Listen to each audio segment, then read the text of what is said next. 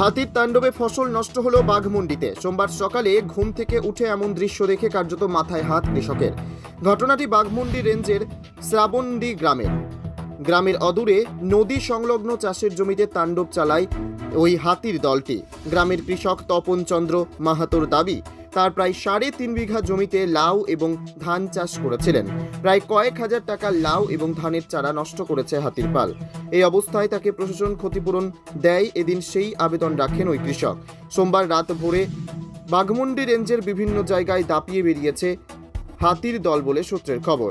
শ্রাবণডি গ্রামের তপন চন্দ্র মাহাতোর জমি ছাড়াও আরও কয়েকজনের জমিতে হানা দিয়ে ফসল নষ্ট করেছে বলে খবর।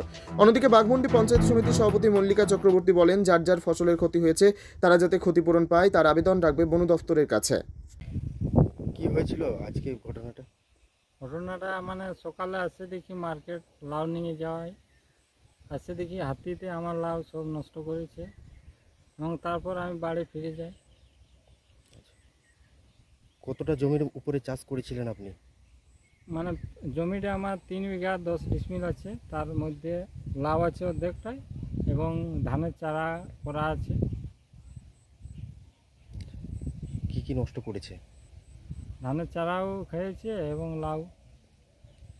কত পরিমাণ লাউ খেয়ে গিয়েছে আজ?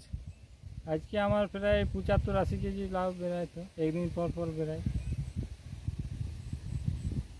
কি চাইছেন এখন? এখন আমি চাইছি যে বন দপ্তর থেকে কিছু আমি ক্ষতিপূরণ পাওয়ার জন্য। কি নাম আপনার? তপন চন্দ্র মাহাতো, বাড়ি? সরাবনি। আজকে ভোররাতে হাতিতে যে ক্ষয়ক্ষতি করেছে ফসলের, কি বলবেন আপনি সেই বিষয়ে? কৃষকদের ফসলের যে ক্ষয়ক্ষতি হয়েছে তার জন্য বন দপ্তরের কাছে আবেদন রাখবো। তারা কি ক্ষতিপূরণ পাবে? হ্যাঁ, পাবে। আপনার পরিচয়? আমি পঞ্চায়েত সমিতির সভাপতি মল্লিকা।